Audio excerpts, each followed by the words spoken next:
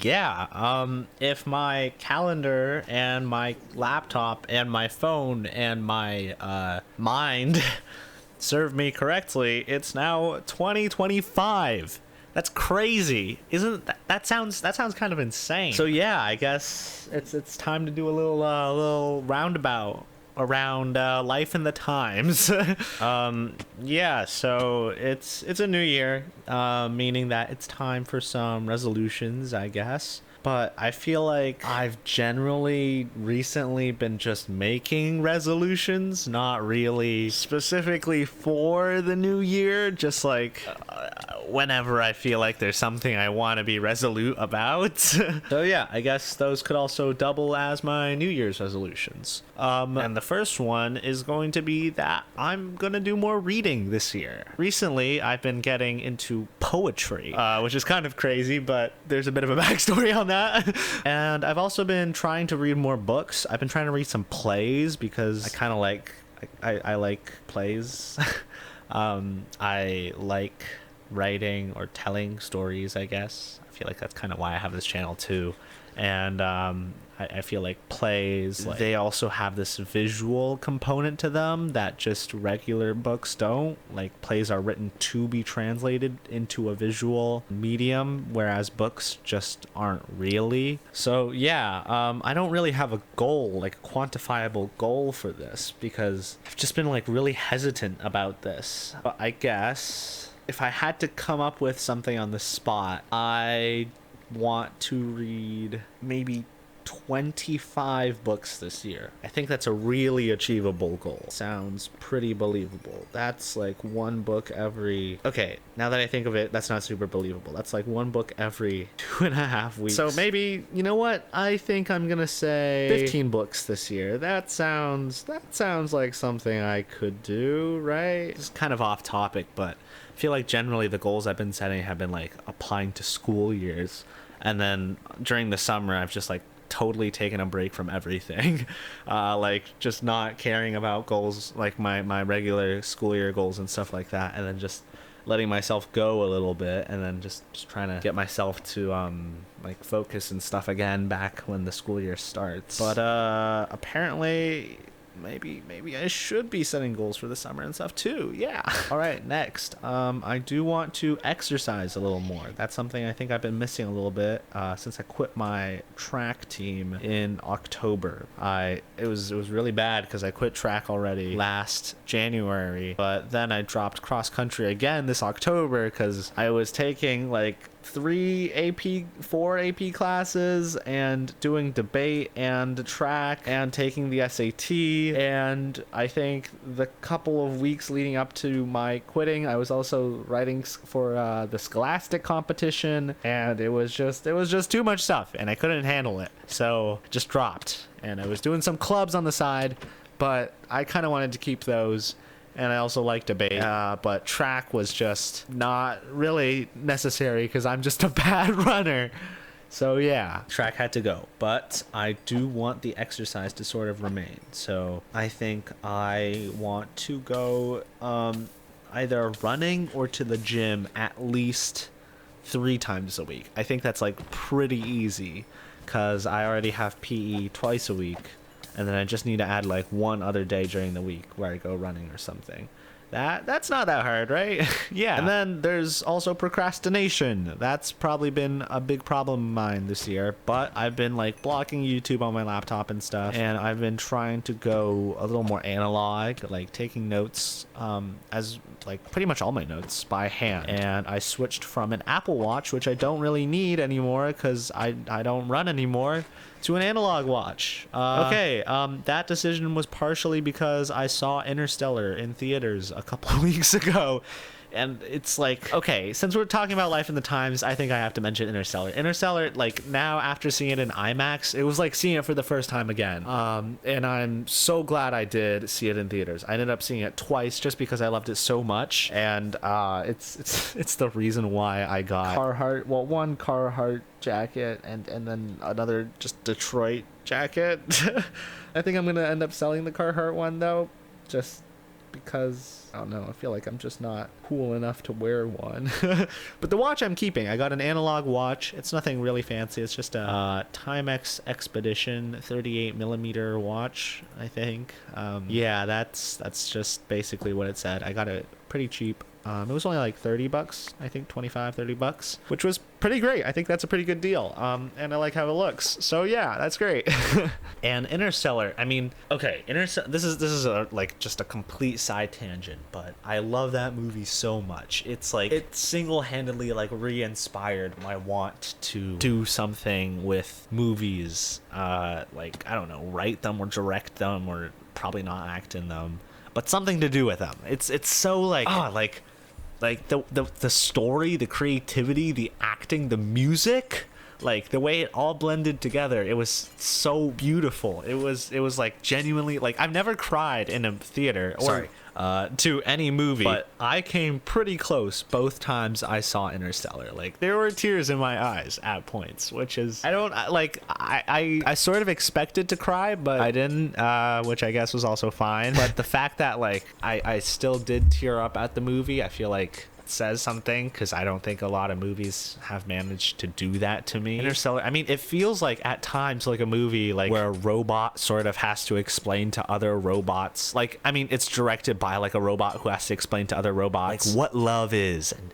human ingenuity and the human spirit and things like that.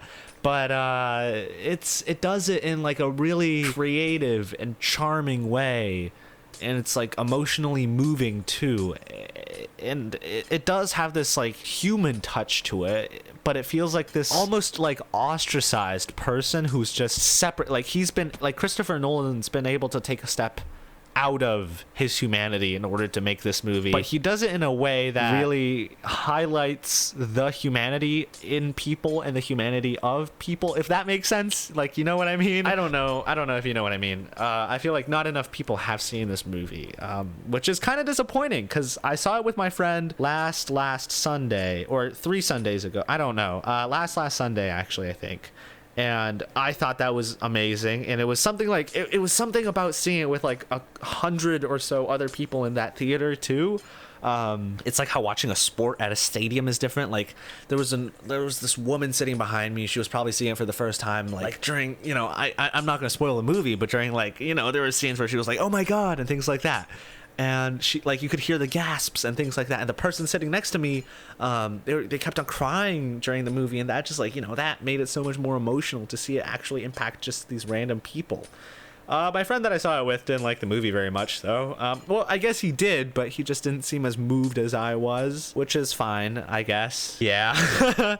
And then I saw it again on that 3 days later, on that Wednesday, with 2 other friends of mine, and, you know, I actually okay, I asked my crush out to see that movie with me, and it was it was not great, because she turned me down, and there's a plenty of backstory in that, and had a lot of fun seeing it with friends. And I mean, the second time I saw it with one of my friends is like a more, I guess, like stoic, you know, one, like not super emotional and stuff. He, I think, got to tearing up by the end, and he thought it was a really beautiful movie, and that just, you know, that yeah, to hear your like opinions and stuff about this movie that's apparently kind of niche with my friends for some reason.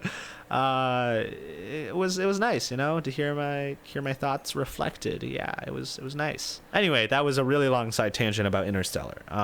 And I only have 2 New Year's resolutions so far. I have a third one, but I think I'm going to keep that one to myself as a future reminder to myself, because these videos sort of are serving as like a diary, I guess, just like slices, snapshots of my past self. I'm gonna finish that playlist. I'm gonna finish watch all Hennessy's Heartbreak Harmonies. Yeah. yeah. And then there's also a few other things, but not really super grand resolutions. I'm going to be applying to college this year, obviously. So I think it's really important for me to sort of really lock in here. This is the home stretch. By this time next year, I'm going to have my early decisions back for some colleges. And that's pretty crazy to think about. It's like really crazy to think about because that's gonna go by fast. Yeah. And then for debate, I don't know. I feel like I'm not the best debater, so my hopes are not huge, especially because our team right now is kind of a mess, to be honest. And the seniors really are not doing a whole lot to fix that. So, you know, we juniors have sort of had to do the heavy lifting. And, yeah, I don't know how much we're going to be able to do, but yeah. And then for sort of just other miscellaneous stuff, I told myself I was going to try out for our school's a cappella group or for a play this year, and I did try out for the a cappella group. I didn't get in because I delivered two tryouts, and the first time I just like could not sing. It was so bad, like my throat, I don't know, like it seized up or something. Like I knew I was nervous about it, and I know like I'm not the most outgoing person in real life.